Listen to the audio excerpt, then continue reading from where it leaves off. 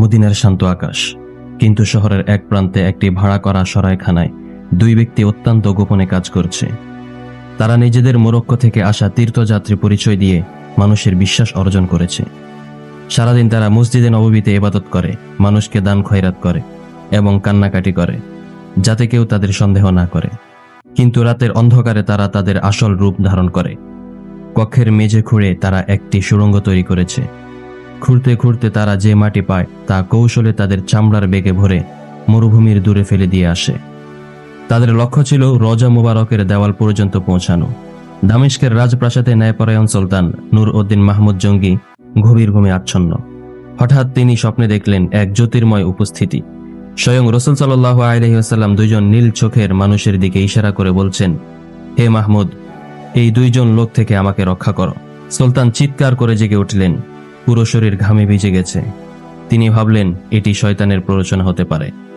ওযু করে নামাজ পড়লেন, কিন্তু একই স্বপ্ন পরপর 3 বার দেখার পর তিনি বুঝতে পারলেন মদিনায় বড় কোনো বিপর্যয় ঘটেছে। সুলতান দেরি করার পাত্র ছিলেন না। তিনি তার বিচক্ষণ উজির জামালউদ্দিন মসিলিকে ডাকলেন।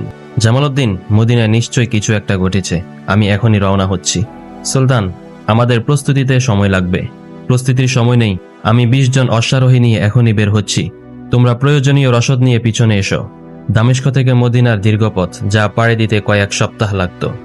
সুলতান এবং তার সাথীরা তা মাত্র 16 দিনে পাড়ি দিলেন। তাদের চোখে ঘুম নেই, লক্ষ্য শুধু একটা, মদিনার সুরক্ষা। মদিনায় পৌঁছে সুলতান কাউকে নিজের স্বপ্নের কথা বললেন না। তিনি কৌশল অবলম্বন করলেন। তিনি ঘোষণা করলেন, মদিনার প্রতিটি নাগরিককে সুলতান ব্যক্তিগতভাবে উপহার দিবেন ও স্বর্ণমুদ্রা প্রদান করবেন। সুলতান একটি উঁচু আসনে বসলেন এবং মদিনার গভর্নরকে পাশে নিয়ে তিনি প্রতিটি মানুষের মুখ নিবিড়ভাবে পর্যবেক্ষণ করতে লাগলেন। হাজার হাজার মানুষ এলো, উপহার দিল, কিন্তু সেই স্বপ্নের 2 জনকে দেখা গেল না। সুলতান বললেন, মদিনার কি আর কেউ আছে যারা এখনো আসেনি?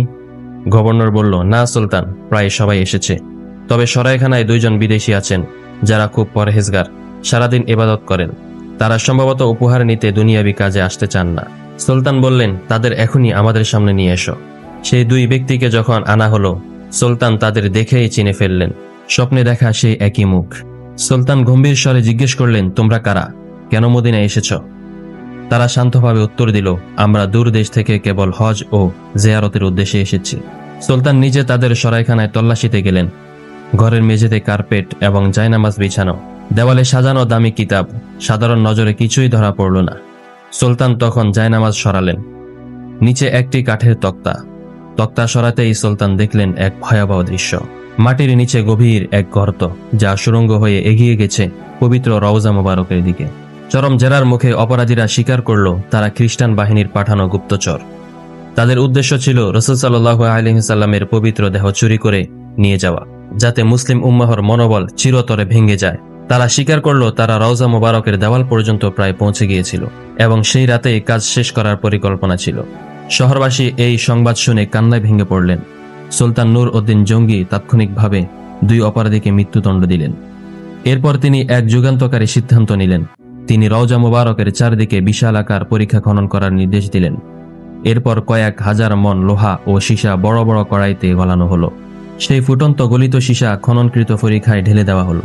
এটি মাটিতে মিশে পাথরের চেয়েও শক্ত একটি সীসার দুর্ভেদ্য প্রাচীর তৈরি করল, যা পৃথিবীর কোনো মানুষের পক্ষে খুঁড়ে পার হওয়া সম্ভব না। সুলতান কাজ শেষ করে রওজা মুবারকের সামনে দাঁড়িয়ে অজরে কাঁদলেন। তিনি নিজেকে ধন্য মনে করলেন। আল্লাহ তাকে এই মহান কাজের জন্য কবুল করেছেন। আজও মদিনার মসজিদে নববীর ভিতরে সেই সীসার প্রাচীর অদৃশ্যভাবে পবিত্র রওজাকে পাহারা দিচ্ছে। ইতিহাস সাক্ষী দেয়, যারা ইসলামের অবমাননা করতে চেয়েছে তারা ধুলায় মিশে গেছে, কিন্তু সত্যের আলো চিরকাল প্রজ্বলিত রয়েছে।